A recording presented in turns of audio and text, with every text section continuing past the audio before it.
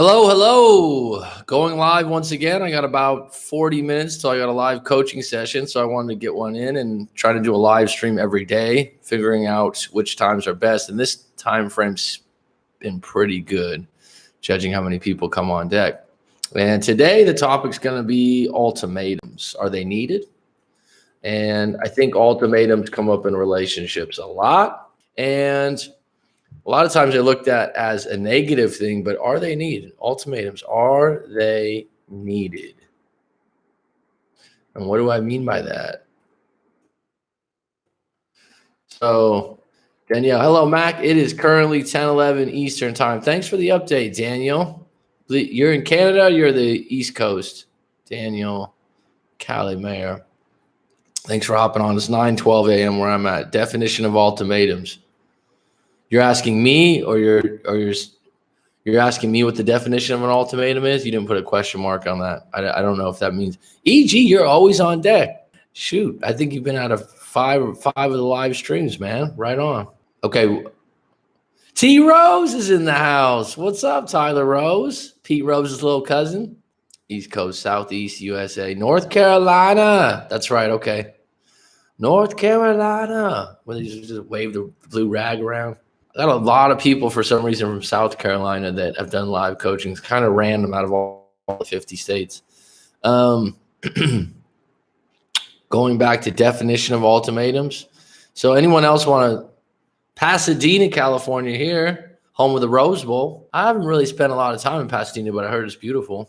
I lived in San Diego, so I know SoCal a little bit, but I don't know that particular area. I got a cousin that lives near Santa Anita racetrack. I think that's close to Pasadena. It's expensive.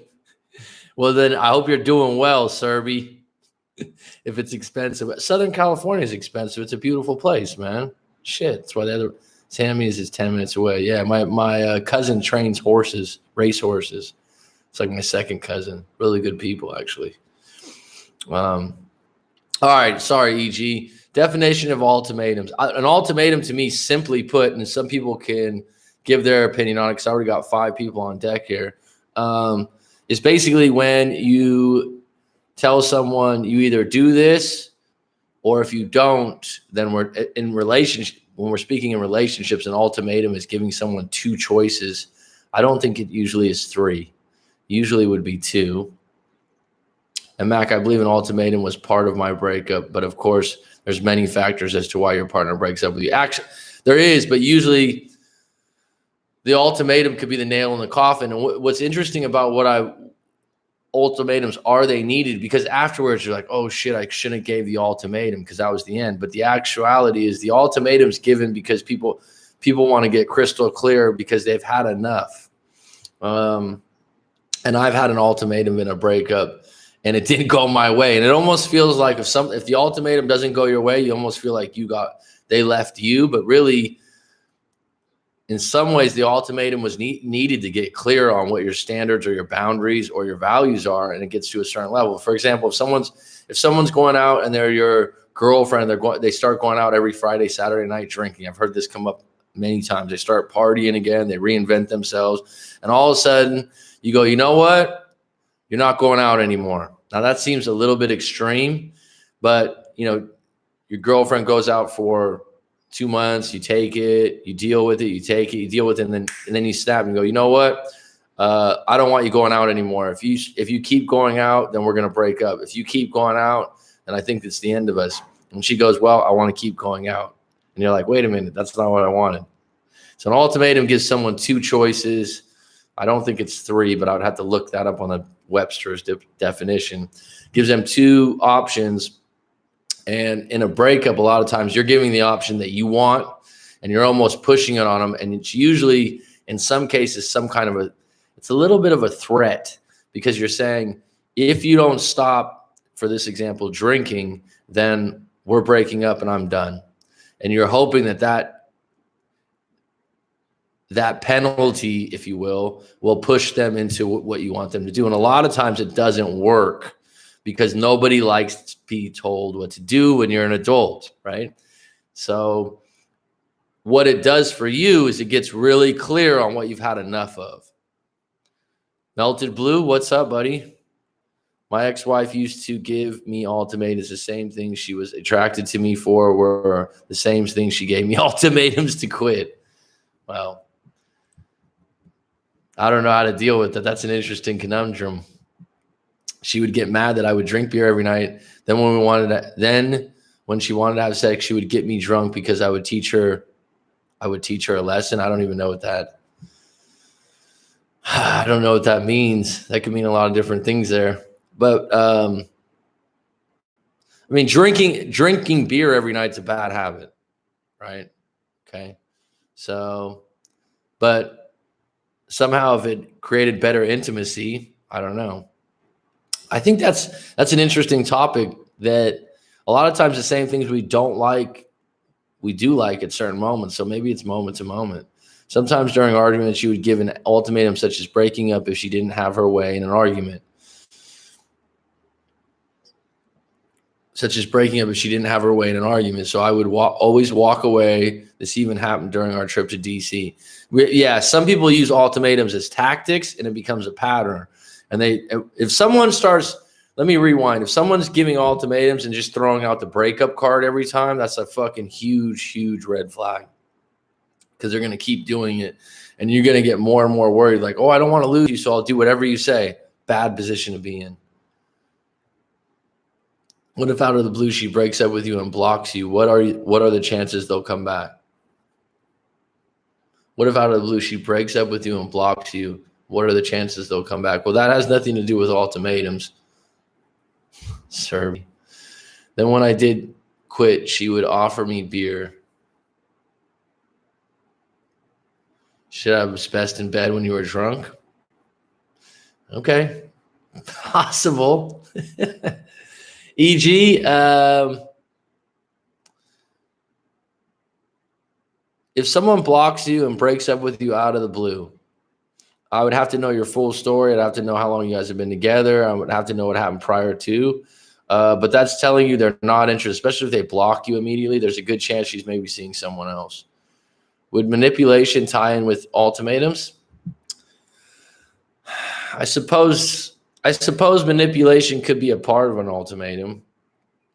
I think ultimatums is a lot of times you're fed up, but in the way that you're saying that your ex used it, Daniel, to get their way, pure manipulation to get their way, yeah.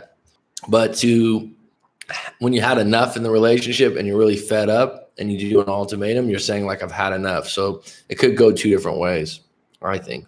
And in those cases, those ultimatums are clarity based, right? You're going, you know what? I don't want to mess around anymore. I want to know if you could stop doing this or do this. And most people can't stop who they are right away. That's funny. Lol, because she would always complain that her mother and her sister were manipulative. Well, whether people want to admit it or not, you do follow tendencies, traits, personality traits, character traits of your mother and father and your sister and your brother. Doesn't mean you do everything like them. It's like you could have a brother or sister and you're like introvert, extrovert. But there are going to be things that you pick up from your mother and father or your aunt and uncle or your grandfather and grandmother, depending on who you grew up with and spent a lot of time with, because human beings mirror each other. The more they're together, they just do that. It's the same thing. If you say that you're the average of the 5 people you hang out with most, and that a lot of people say the 5 best friends. I don't even think that's true. I think it's more or less the 5 people you're around the most. That could be your boss at work, right? I mean, you might have had this before where you start Sixers, Lil Hooper 502. Did you guys win today? I wasn't watching, so I wish them all the best because I like that squad. You know I'm a Dubs fan. Damn right. Yeah, I'm pulling for them because you guys had a shitty team for years, man. And there's really no excuses this year. As long as Emblett's fully healthy, you got a squad. Sorry, everyone else out there. This is a little b-ball talk. But going back to you, Daniel. Yeah. A lot of times in the beginning of the relationship, you're like, oh, you meet the parents and stuff like that. And you meet the mom and something like that. And you're like, oh, yeah, the mom's this way. Most likely she's going to be like her mom in most cases. and it definitely affects who you are. And that can be a sign of where they're headed. I mean, and it doesn't happen right away, if that makes sense. So like if you also, another thing is really look at who you're with and how they treat their parents. I have 3 younger brothers, and the next one down is a royal asshole, but he gets away with it somehow. I suggest people go meet someone without kids and parents.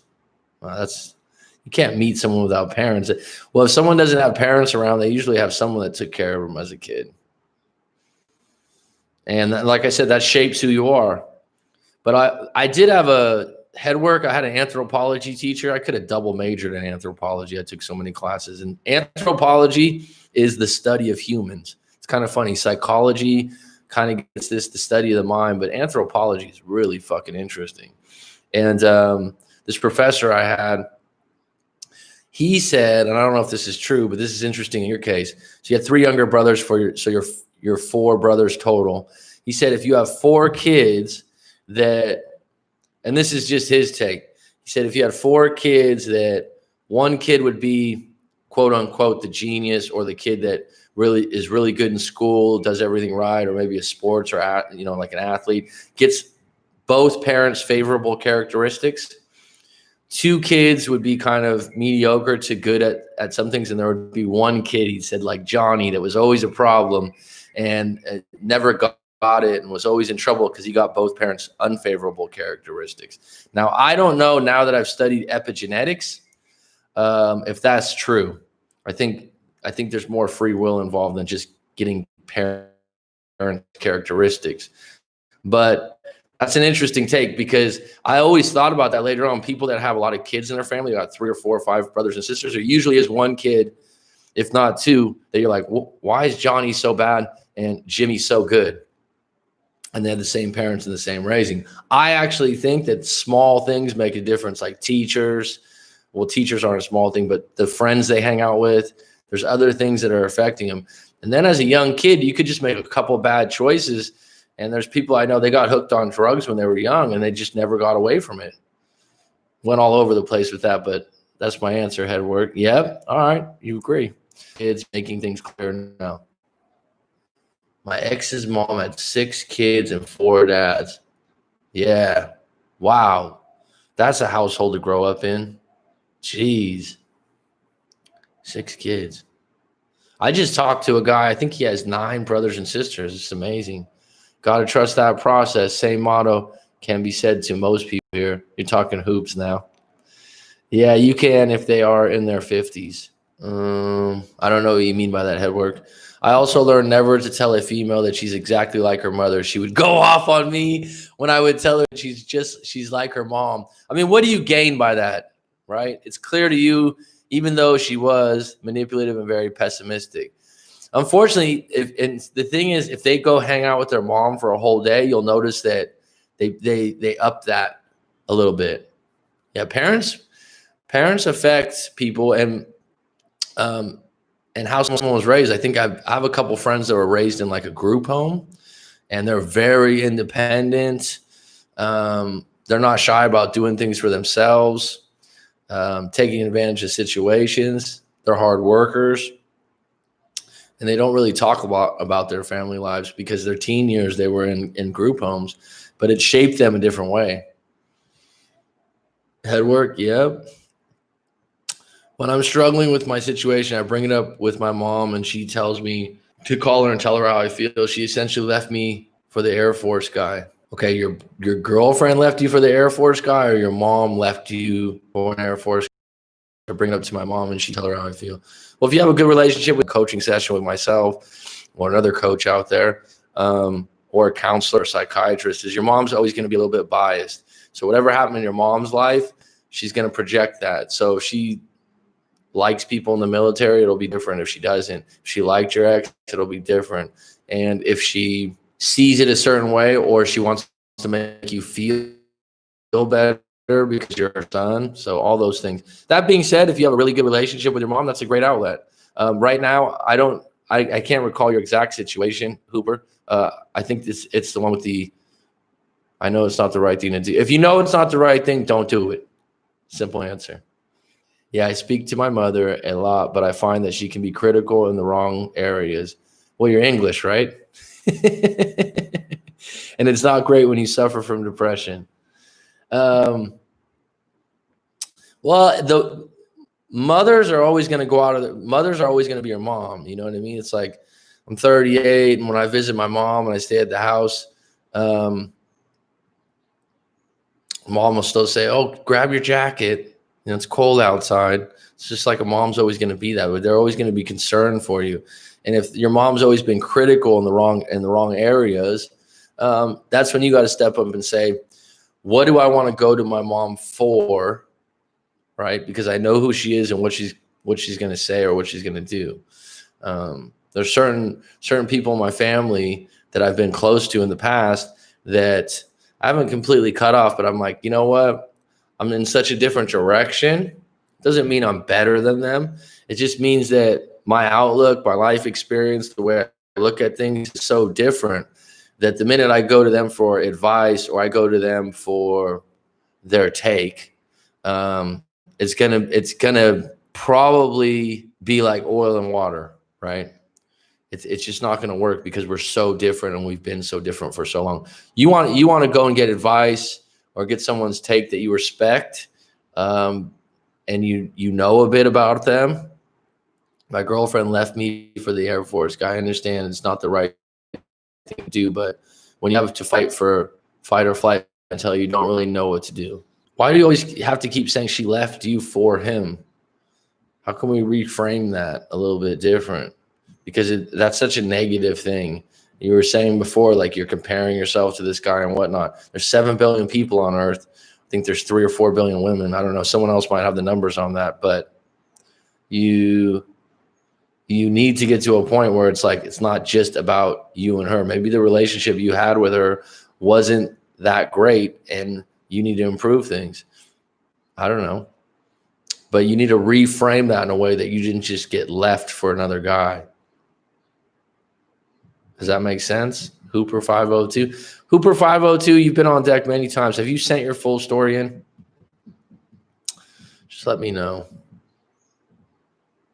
No, you're right. I understand. Thank you.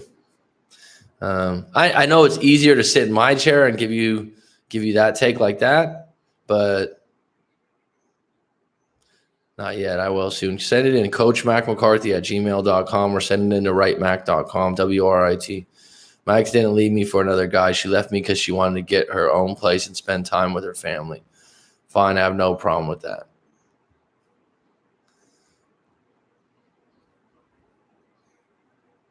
Do you have your own place, Edward, or are you living at home with your mom? Because you mentioned your mom a few times before. Huh? Not yet. I will soon. What's huh? Yeah, I have my own place. That's key, man. There's a lot of people I talk to right now that live in expensive cities and they live, late 20s, early 30s, and I commend them. I know they're living at home trying to get their shit together and save up some money. There's one guy I was talking to that I think he lives with his grandma, his mother, and his sister. So he's helping out with the bills and all that. That's commendable. But it will affect your relationships. It's a male's place with guitars and drums and keyboards everywhere. Laugh out loud. Not a female family type place. Well, there you go. Well, then you're going to attract groupies, it sounds like, because you got a band, right? Hooper, what do you got for? Yes. Well, there you go. And that book out there, I don't know if you've read it before, Headwork, because some people were starting asking me really detailed questions. The Rational Male by Rollo Tomasi talks about that. I was questioning Headwork. Okay. He talks about that. Have your style in place, have who you are in place. And then there's certain women that like that. Groupies come and go through. Okay, good for you. What if the two speed up time for both to be together without getting to know each other? Well, what if I don't understand what you said, EG. What if two speed up time for both to be together without getting to know each other well? I don't know what you mean by that. I'm a little confused. Maybe someone else can touch on that. Any other questions out here? I got 5 people on deck. Throw them out. I got about 15 minutes left here. I have to warn everybody. If you get back together and break up again, it's so much more painful. Again, depends on what happened. Depends on your story. Depends on the details. I've come across quite a few people that have been in a breakup and they're in like really long-term relationships where they were 5 years, 6 years, 7 years. And they're like, we did break up once 3 years ago, but then we got back together after 2 months. They didn't seem to feel like it was so much more painful this time. What I will say is what does happen, Hooper, is because they got back one time before, they tend to assume that, oh shit, we'll just get back together again because we've done that before. And so the idea that now it's really over, I think fucking hurts. Hello, Coach Mac McCarthy. How are you, Clarabelle? So much more painful. I didn't brush on this yesterday, but what are your views on MGTOW? Because I've been studying life coaching for many years and it always comes back to the same thing. Indifference is the power. Indifference is power, is attractive, especially as a male. MGTOW, I haven't studied a lot. I know what it is. If that's your lane, if that's what you follow, good for you. It's men who go their own way, right? I haven't studied the ins and outs of it because it's one of those things. It's kind of a subculture, and it's the people that follow it really closely. So for me to just touch on it and be like, oh yeah, this or that. But indifference is power. Indifference is attractive to women. So yeah, at the end of the day, what do you want? Both speed up the time to be together without getting to know each other. Still don't understand, EG. Can you please a little bit more specific, please? Maybe I'm weird, but I have a hard time getting over the person I care for and love with sleeping with other people. It's a relationship killer. Hypergamy is the one for women. Yeah. Yeah, and this goes to Preventive Medicine and The Rational Male by Rollo Tomassi. And Melted Blue, I'm going to reread or re-listen to that on audio because it's been a while. It's been probably about a year since I've listened to that last. Those are both good books that I highly recommend. Maybe I'm weird, but I have a hard time getting over a person I care for and in love with. Well, you're not weird. It's human, man. It's not easy to get over someone. Question for you. What would you say to someone who finds out they're a rebound unknowingly? Okay, Clara. First of all, what's your definition of being a rebound? Because everyone's different about that. There's a positive rebound and a negative rebound, right? There's one where rebounds can work out. That's why I'm asking you, are you saying you unknowingly knew you were a rebound because it didn't work out well? I mean, some people think like rebound relationships are always so negative when someone gets with someone right away. I don't know if they are. If you're unknowingly in a rebound relationship, you didn't do anything wrong. You went in with good intentions. And if that person's not going to go, oh yeah, you're my rebound, right? They're not going to tell you that. And they don't even know it if they've just done a break. Like someone I was just talking to recently, I think they said they were in a 1-year relationship that's kind of been off and on. And they hooked up like 3 days after she left or broke up with her husband. I don't know if she left him or they broke up. I don't know what the situation was. But her husband of 5 years that they had 2 kids with. Now, that's a rebound, right? 2 or 3 days later, and you already start hooking up with someone else. And then they ended up getting serious. And then she never had any of her other feelings cleared up. So she kept going back to her ex and wasn't clear on things. But if you unknowingly are, Eric G, both is best. If you unknowingly are in a rebound, you didn't do anything wrong. And you need to assess the situation as an individual situation and not generalize it. How long does it take to know if the person you're with is the right one? I mean, that's individually based, but I'm one of those, and those people out there that read The Rational Male. I'm not really, I don't personally like the term soulmate or the one. I think that in any given moment in your life, the one could be different. Okay. And you could meet someone you're highly attracted to and you're into, but to give the title the one, I think it's a bit dramatic. I think that you can be attracted to multiple different people over time. At different times in your life, this particular woman really suited you. And then at another time in your life, you're like, this is what I really want now. So the idea that they're the one or the right one, I think it puts a lot of pressure on finding something perfect. And perfection in a relationship, I don't know if that exists. Maybe in a moment. I'm saying, Hooper, her sleeping with other dudes is what gets me too. That hurts, dude. Good question, Clara. That is why I'm not trying to find someone else, simply because I'm still in love, so no point. Okay. If you're still in love and you have your guard up, then keep it there for as long as you want. Radio silence better than no contact. Tell me what the classification is. Radio silence between no contact and radio silence. I mean, is there a difference? Both is best. Claire knows. Okay. I would think that they're very much the same, because no contact is radio silence. But tell me the difference. And I know someone will give me the definition of that. I know radio silence is used out there. I found out my ex was in a rebound, was right before I blocked her 2 months ago. I blocked her because I didn't want to see her post stuff with her and her new man. I've been in no contact for over 4 months. Yeah, Daniel, that's your clarity. And the minute your ex starts dating someone else and posting photos, that's just like ripping the scab off on a cut that's healing. It's not going to feel good. You're going to start putting stories to it. I've told people this before. I'm like, if I pull up, I'm looking around here. If I pull up so I got this old Giants cap, right? Someone's going to say like, oh, that's an old cap. That's cheap. It's a cap that was my grandfather's cap, and it's special to me. That's the story I got going on. But my point is, every time you see something, you associate it with something that you made up in your head.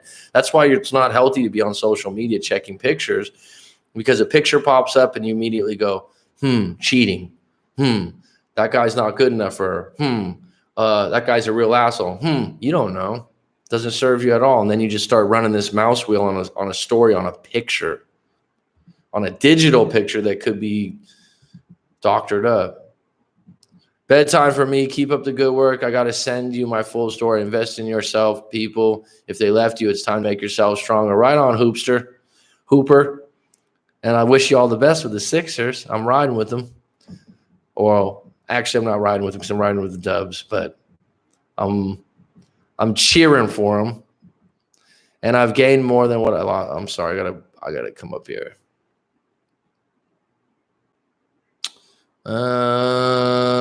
You realize a lot of things on both sides of the relationship, like how she would manipulate me and pessimistic view of life.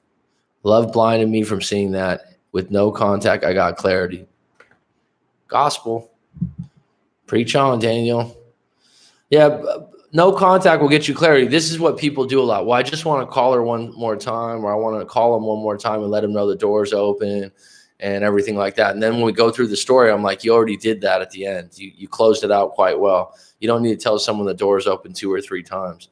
And during no contact, you can kind of just get to a point where you really think about things. And in a lot of cases, you think, maybe I don't want to go back to this relationship. Serbi, my Filipino girlfriend is 26. I'm 44. She tells me she loves me 48 times a day. I don't know if she's in love or infatuated. Well, if she tells you she loves you 48 times a day, I guess that's a positive for you. Could be a little annoying sometimes, but she's got love for you. And everyone, I've talked about this in other videos, Serbi, everyone shows love in different ways. There's no definition. It's how she was raised. It's how her family life was. It's how her past relationships were. Some people would say that's a little bit needy to say it 48 times or annoying. If you like it and you enjoy it and you feel good about it, fine. There's certainly nothing hurtful in it, right? She's got a lot of love. Social media Facebook has changed the dynamic of human interaction and breakups. Absolutely, Edward. Do you block? Do you not? Do you delete your account? Blah, blah, blah is a tough one. For me, because I'm 38 and I didn't grow up on social media, it's much easier. So I understand with social media right now, especially people in their early 20s, it's just a part of your life. It's an addiction, really. So it's more difficult. But you can cut off social media for a month or 2 months. And a lot of times what I tell people is just cut off all social media. That way you're not doing it for one person. and you might not come across other material, but you do have power on that. Secondly, Tyler Rose, if he's still riding on this, he had suggested that instead of cutting out or blocking someone, you could just take the apps off your phone for, say, a month or 2 months. Now, I don't like telling people time frames, because the time frame doesn't really mean then in 30 days or 60 days that everything's going to be good. But people like finish lines. So if you get 30 days, then you go, oh, I can do another 30 days. Definitely difference. Radio silence is off all social network, not necessarily block, but temporary block. You can temporary block people. No contact is walk away and never look back. Best strategy. Okay. Thanks for the clarification, Clarabelle. Some people show love by literally cutting you out totally. They show love by doing that. I will say this. This is what's interesting about breakups, is that no contact. If you're the person breaking up with someone and you know that they want you back, okay? I've been in this situation before. Then you being in no contact with them is in some senses loving or caring, because you're saying, I know they want more and I'm not going to give it to them. I'm not ready. So every time we meet up, they get hope. And so it's kind of it's a counterintuitive thing for people out there, because most of the people I talk to have been broken up. Okay. If you're the one that breaks up with someone else, them actually not being in contact with you, knowing that all you want to do is get back with them, is not easy, but it's actually the right thing for them to do to not mislead you. Out of all the coaches, I love your definition of no contact. No contact is it for you. If they come back, it's an added bonus. It's the absolute truth, dude. It's the truth. It's like when I talk to people, just reading Headworks thing, you're a character, dude. When I talk to people about their no contact, this and that, and their breakups, and they want no contact to work.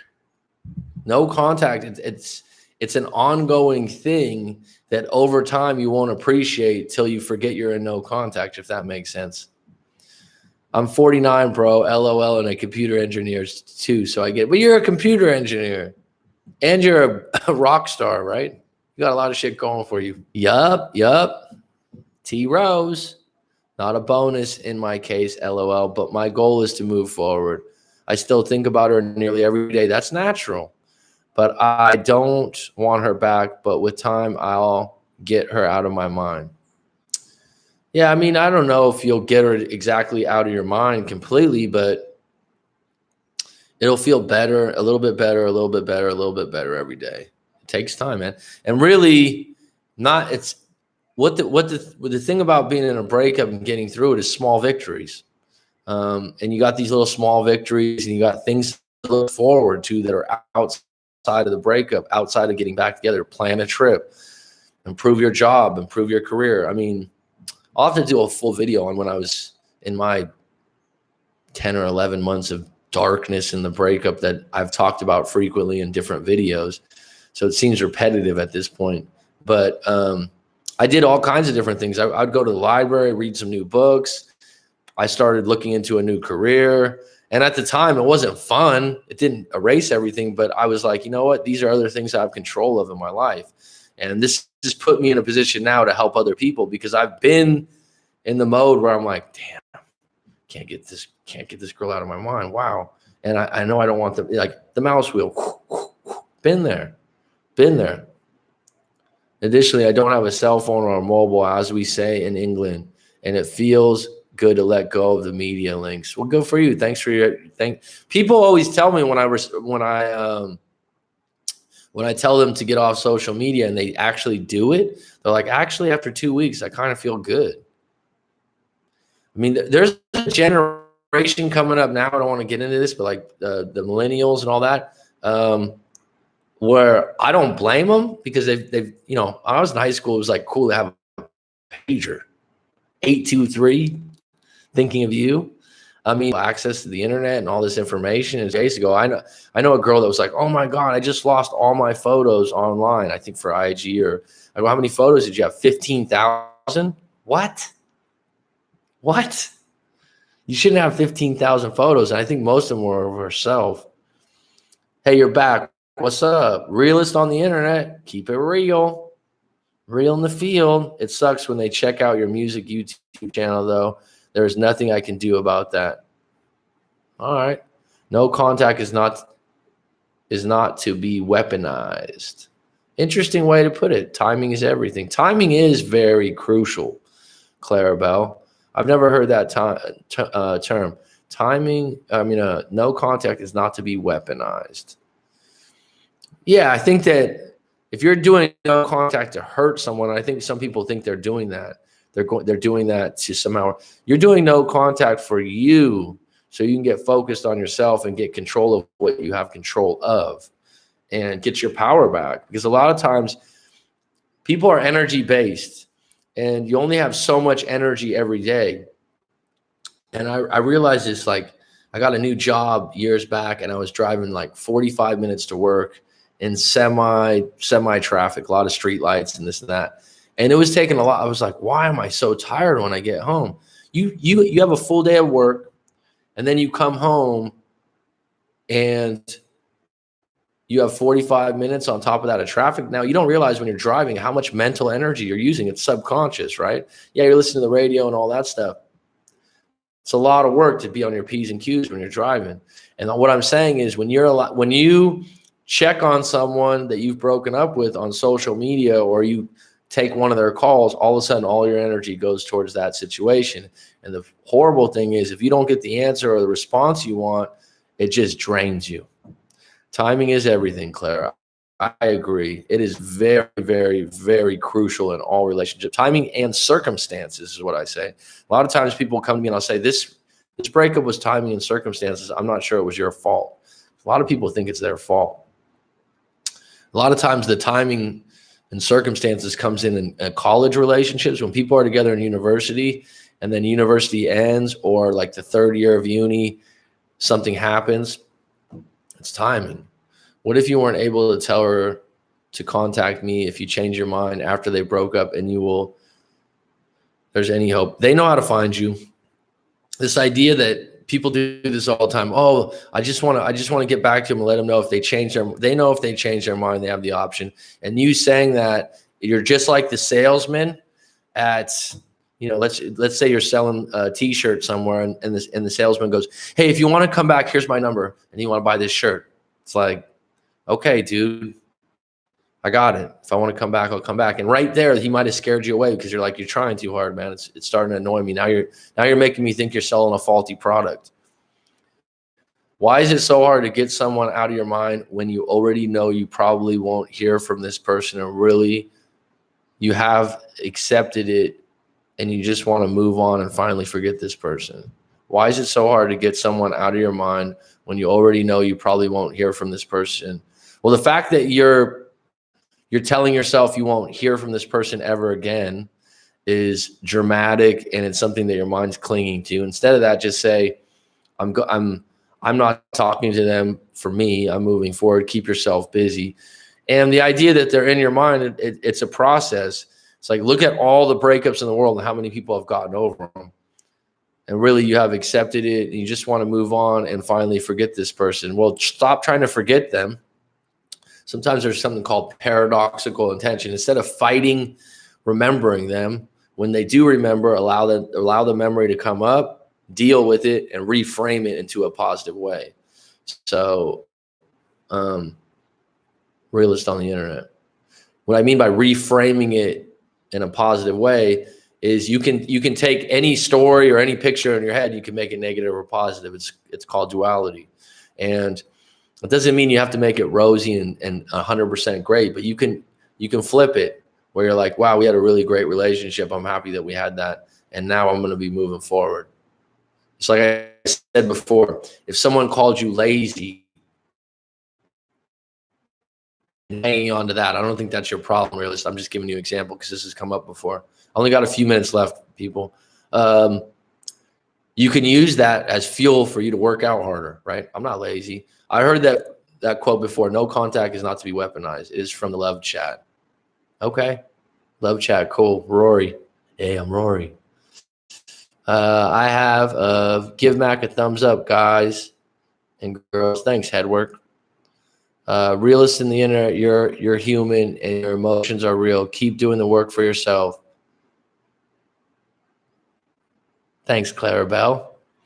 Is it true that the time someone was in a relationship, it's the same they'll be needing for them to forget about them? Guys, please read The Strength in Your Scars by Bianca Scarpino. I'll check that out, Clarabelle. I know that you recommended, I remember, Clarabelle, that you recommended The Five Love Languages by Gary. I always forget his last name. The Strength in Our Scars. Well, thanks for book recommendations. I like that. I listen to a lot of audiobooks, and I'm open to that. Thank you. Going to put myself out here, but just to say that some people, including myself, was not ready for a relationship anyway. Some people are just effed up. They may be smart, but just not able to hold it real. Thanks, Mac. And you too, Clarabelle. All right, I got to go. I got a coaching in 5 minutes. Any closing comments? Anything out there? Any questions? Any topics for future videos you guys want me to go over? I appreciate you guys getting involved, shedding some light on this. It's interesting. It just shows 5 people, but we've had a good conversation. Daniel, you've been since the beginning. Thanks, bud.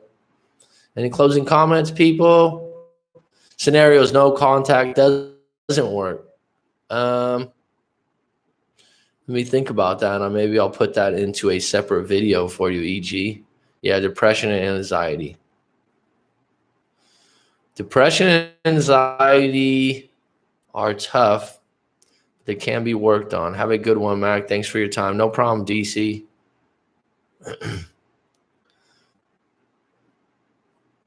Anyone else? This was a pretty good time. I might be back later on today.